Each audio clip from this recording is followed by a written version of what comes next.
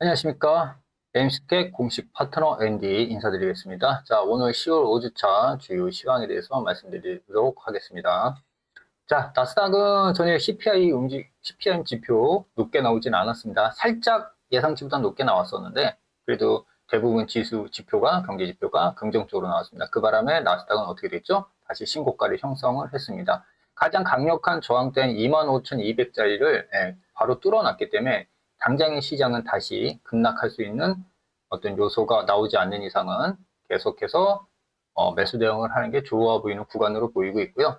자, 중요한 시장 뉴스에 대해서 한번 좀 브리핑을 해드리겠습니다. 자, 물가 지표에서 인플레이션 둔화 조짐이 나왔죠. 그래서 나스닥 다시 신고가가 나왔고요. 요 인플레이션이 둔화가 됐기 때문에 바로 뭐가 연결이 되죠? 우리 연준의 금리 인상을 멈추기보다는 내릴 수 있다는 기대감이 시장을 지배하고 있습니다. 특히 이제 대형주에서 이제 나스닥 기술주 중심으로 AI나 반도체가 워낙 지금 계속 상방 추세를 달리고 있기 때문에 당장은 쉽게 그 추세대가 꺾이지 않을 가능성이 강합니다. 대신 계속 시장은 경계감은 형성되고 있죠. 이것이 단점입니다. 언제든지 큰 조정을 한번 보일 수 있는 구간으로 반영된다. 즉, 실적이 나빠지거나 또는 큰 기관과 큰 어떤 자금을 움직이는 세력들이 단기 차익 실현을 하기 시작하면 상당 부분 큰 조정을 받을 수도 있다는 경계감을 가지고 우리가 시장을 대응해야 된다. 이렇게 말씀드리겠습니다. 그 다음에 이번 주 주요 경기 지표는 가장 중요한 게 있겠죠. FOMC 금리 인하 결정이 있습니다. 시장은 0.25를 내리는 걸로 기대하고 있습니다. 왜? CPI가 높아지지 않았기 때문에, 긍정적으로 나왔기 때문에 살짝 높아지긴 했어요. 2.9가 3.0으로 올라가긴 했죠. 하나 아직까지는 위험 시그널은 아니다 시장을 판단한 거고, 그 외에 근원 CPI나 이런 것들은 오히려 낮아졌습니다. 그래서 지금 시장은 계속 금리 인하의 기대치가 올라와 있는 거고요. 따라서 시장은 0.25 인하를 바라보고 있습니다. 자, 그래서 0.25를 내려주면 시장은 긍정적인 반응을 계속 할 거고요. 근데 문제는 FOMC 금리 결정한 이후에 파월 의장의 FOMC 기자회견이 되게 중요하겠죠. 경계감을 줘버리면 올라갔던 게 윗꼬리가 나올 수 있고요. 그러지 않고 편안하게 약간 비투기성이나 시장을 달래주는 역할을 하면 아마도 긍정적으로 계속 시장은 올라가리라 봅니다. 그 이후에 나오는 PC, 이것도 가격 지수도 높아지면 안 됩니다. 요거까지 확인을 하셔야 됩니다. 10월 30일이기 때문에 우리나라 반영작은 목요일 아침장에 반영이 될 겁니다. 이 부분, 즉 10월 30일 전날이죠. 29일부터 30일까지는 조금 시장을 관망하시면서 보시는 게 좋아요. 의외로 연준이 금리 동결을 할 수도 있는 거, 그죠? 뒤통수를 한번 칠 수도 있겠죠. 그 부분도 우리가 한번 파악을 하시면서 이 금리 인하를 하는지, 그 다음에 다시 파월 의장의 기자회견 때 어떤 메시지를 시장에 전달할 것이냐, 이걸 잘 봐야 된다. 이건 저도 모르겠습니다. 가봐야 아는 거고. 하지만 예측치로는 파월 의장이 계속해서 강력한 매파성으로 나오지는 않을 수도 있지 않을까 생각하고요. 다만 너무 과열되어 있기 때문에 한번 눌러줄 수도 있거든요. 그럴 때 조심을 좀 해야 될 것 같아요. 일단은 이 지표 때 올 때 부분에서는 조심하자. 포지션을 들어가지 말고 관망세를 유지하자는 전략을 드리겠습니다. 그 다음 이제 금요일 날 저녁에 나오는 거죠. 이 PC 가격지수. 가격지수 근원 PC 지수는 올라가면 안 됩니다. 이거 올라가면 또다시 불안감을 주겠죠. 인플레이션 때문에. 그래서 30, 31일 날 나오는 지표들 되게 중요하니까 이게 주 후반에도 나와요. 주 초반에 나오지 않고.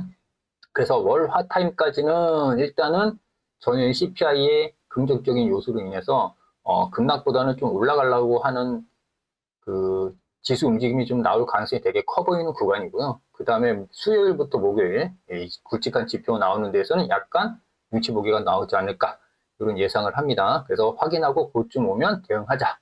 자, 기술적 지표를 보겠습니다. 가장 큰 구간인 이 매물대를 뚫었어요. 그죠? 나스닥은 25,200 부근인데 계속 25,205 부분 밑에서도 여기서 계속 걸렸었죠. 근데 그걸 뚫어놨습니다. 그리고 나서 25,200 부분에서 계속 걸렸었는데 그 다음에 이걸 딛고 CPI 호재로 인해서 뚫었죠. 단기적으로는 추세대가 어떻게 되어 있습니까? 저점이 높아지고 있으면서 고점을 뚫어놨죠. 그렇기 때문에 추세대가 상방 트렌드로 가고 있습니다. 자, 상승 추세입니다. 이건 제가 강의 때 한번 말씀드린 적 있어요. 추후 제가 공식적으로 다시 한번 이 추세 강의를 한번 해드릴 테니까 못 들으신 분들은 이 추세 때 강의를 꼭 잘 들으시면 됩니다. 이 추세대의 강의에서 가장 중요한 게 뭐다? 바로 밑에서 올라오는, 저점에서 올라오는 추세대가 가장 중요하다. 왜 중요할까요? 이건 나중에 강의 때 알려드리도록 할게요. 자, 그래서 기술적으로 보면 나스닥은 이 중요한 구간을, 이 저항을 맞고 떨어진 이 부분을 뚫어놨기 때문에 내려오면 기술적으로 보면 25,200 부근, 그죠? 300에서 250 구간이 강력한 구간이 될 겁니다. 또한 또 단기적인 트렌드를 우리가 그어보면 여기서 이렇게 하나의 또 트렌드가 나오겠죠. 이 큰 60분봉의 큰 트렌드보다도 더 가팔라요, 각이. 그렇기 때문에 내려오면 이 구간에서 한 번 정도는 매수 타임을 노리면 무난한 구간이다 보여드리고요. 이 구간이 깨지는 순간부터 다시 단기 상승 추세대가 깨지는 거거든요. 내가 이 하락 저점에서 올라오는 추세대가 되게 중요하다고 했습니다. 변곡인 거죠. 깨지면 다시 조정을 좀 염두에 두고 시장을 대응해야 됩니다. 굳이 우리가 매도 전략을 보시는 분들은 이 추세 상단대에 올라오면 한 번씩은 매도를 한번 볼 수 있는데 신고가 구간에서는 어떻게 한다? 매도를 조심한다. 그거 하나만 여러분들 경계점을 가지고 될 수 있으면 밑으로 내려오면 지지 매수 전략을 아직까지도 여러분들이 전략을 짜고 있는 게 가장 좋으리라 생각됩니다. 이번 한 주도 전략 잘 참고하시면서 좋은 수익을 내시길 바라겠고요. 아직까지는 크게 폭락의 징후는 안 보인다. 그 다음에 우리나라 지수 선물로 봐도 삼성전자, 하이닉스, 2차전지가 워낙 강하다. 이렇게 말씀드리고 오늘 이번 주 시황을 마무리하도록 하겠습니다. 자, 지표 근처에서는 좀 조심하고 관망세 유지, 지표 확인하고 다시 전략 잡는 거 여러분들께 전략 드리고 이번 주 10월 5주차 전략은 마무리하겠습니다. 에이스캠 공식 파트너 앤디였습니다. 감사합니다.